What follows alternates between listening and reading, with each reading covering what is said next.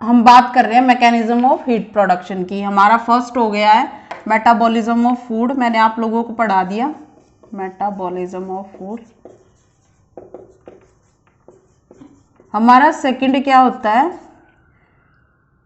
Exercise. Exercise भी helpful होती है हमारी हीट प्रोडक्शन के लिए।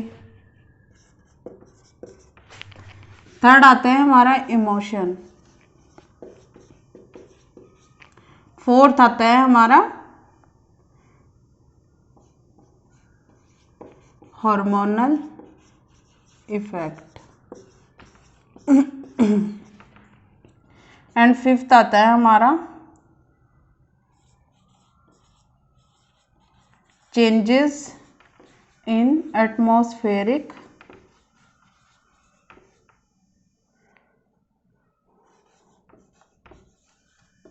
कंडीशन। ठीक है, फर्स्ट हम कर चुके हैं। एक्सरसाइज भी हेल्पफुल होती है किसके लिए? हीट प्रोडक्शन के लिए। इमोशन में फॉर एग्जांपल मान लीजिए आप लोग क्राई कर रहे हैं, सैड है किसी बात से और क्राई करते हैं आप, तो उसकी वजह से हार्मोनल चेंजेस होते हैं हमारी बॉडी के अंदर, उससे हमारा हीट प्रोडक्शन होता है। टेम्परेचर, बॉडी टेम्परेचर बढ़ जाएगा टेंशन में होंगे तो। अब सेकंड फोर्थ आता है हमारा हार्मोनल इफेक्ट। हार्मोनल इफेक्ट में हम क्या पढ़ेंगे?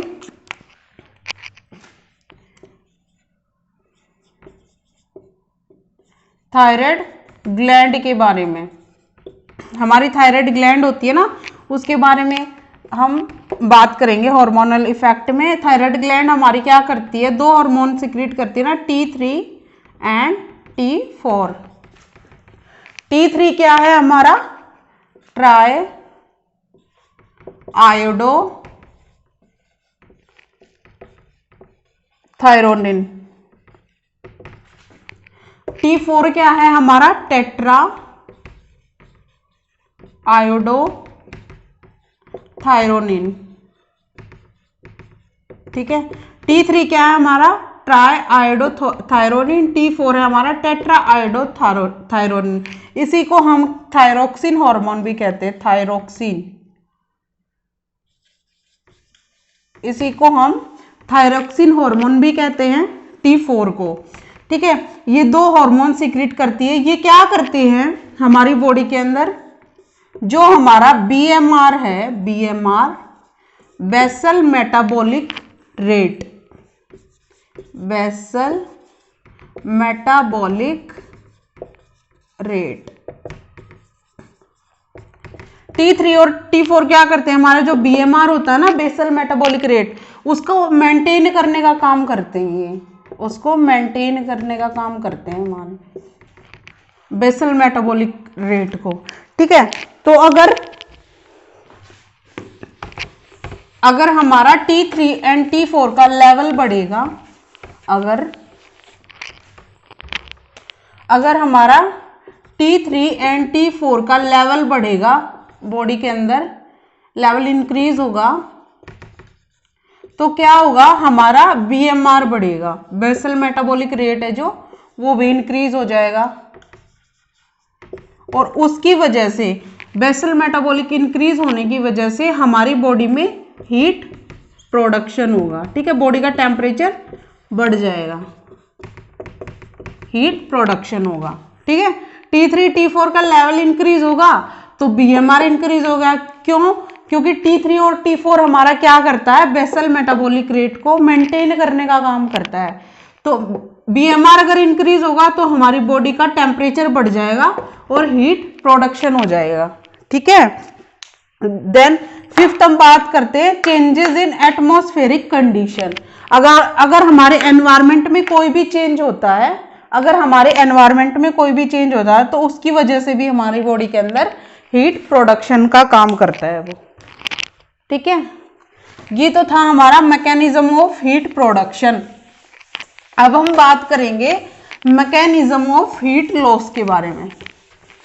Mechanism of heat loss.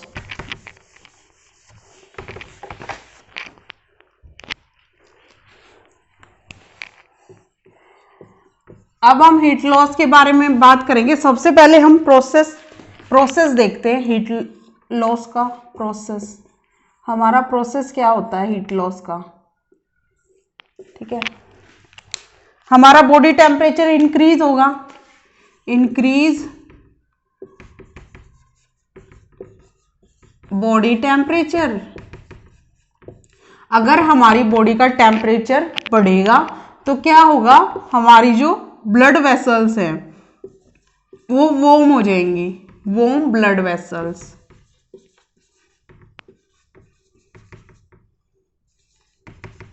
क्यों? क्योंकि हमारा जो ब्लड होता है वो वार्म होता है, गर्म होता है पहले से। हमारा जो नॉर्मल बॉडी टेम्परेचर कितना होता है 37 डिग्री सेल्सियस, और हमारा ब्लड का टेम्परेचर कितना होता है 37.5 डिग्री सेल्सियस। ये हमारा ब्लड का टेम्परेचर होता है। तो इंक्रीज बॉडी टेम्परेचर, अगर बॉडी टेम्परेचर हमारी बॉडी का इंक्रीज होता है तो हमारी जो ब्लड वेसल्स है वो वार्म हो जाएंगी। फिर उसके बाद ब्लड वेसल्स वार्म होने के बाद जो हमारा हाइपोथैलेमस है, जो हमारा हाइपोथैलेमस है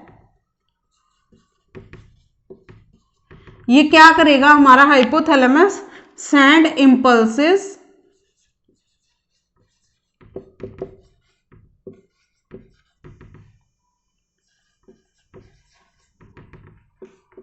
टू स्किन। जो हमारा हाइपोथैलेमस है, जो हमारा हाइपोथैलेमस है वो क्या करेगा, इंपल्सेस सेंड करेगा किसको, हमारी स्किन को। स्किन को इंपल्सेस सेंड करेगा तो वहां पे क्या हो जाएगा, वेजो डायलेशन, वेजोडाइलेशन हो जाएगा। वेजोडाइलेशन हमारा क्या होता है, dilation, dilation of blood vessels. जो हमारी ब्लड वेसल्स होती है ना वो डायलेट हो जाती है, तो वेजोडाइलेशन हो जाएगा। फिर वेजोडाइलेशन होने के बाद क्या होगा, मोर ब्लड वेसल्स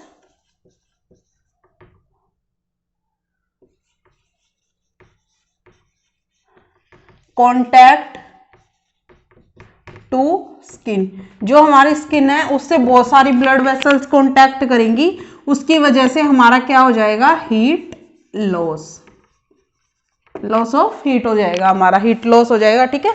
ये प्रोसेस था हीट लॉस का हमारा।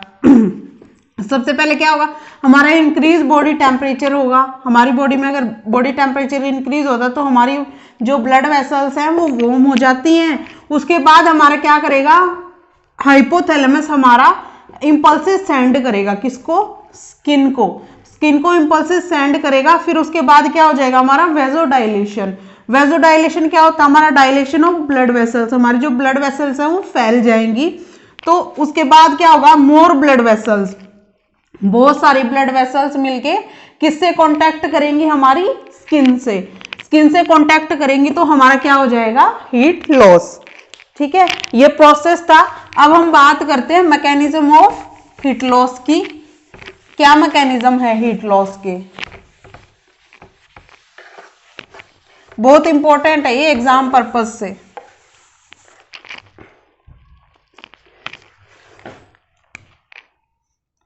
फर्स्ट आता है हमारा कंडक्शन। इसके अंदर हमारी कितनी परसेंट हीट लॉस होती है, 3% हीट लॉस। एग्जाम में कई बार पूछ लेते हैं कि कंडक्शन के अंदर कितनी हीट लॉस होती है, कन्वेक्शन के अंदर कितनी हीट लॉस होती है, रेडिएशन के अंदर कितनी हीट लॉस होती है, या ये पूछ लेंगे कि मिनिमम हीट लॉस कौन से प्रोसेस के अंदर होती। तो हमारी 3% हीट लॉस एंड मिनिमम, सबसे कम मिनिमम हीट लॉस होती है किसके अंदर होती है, हमारी कंडक्शन के अंदर। अभी कंडक्शन के बारे में हम डिस्कस करेंगे। कंडक्शन में क्या होता है, मान लीजिए फॉर एग्जांपल, मान लीजिए दो ऑब्जेक्ट हैं, ये दो ऑब्जेक्ट हैं। जब दो ऑब्जेक्ट आपस में टच होने के बाद जो हीट लॉस होता है उसको कहते हैं हम कंडक्शन, ठीक है। हमारा क्या होता है, heat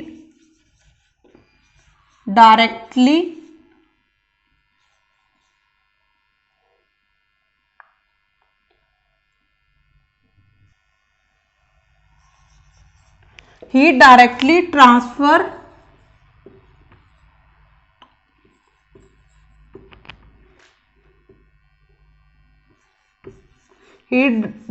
transfer from hot part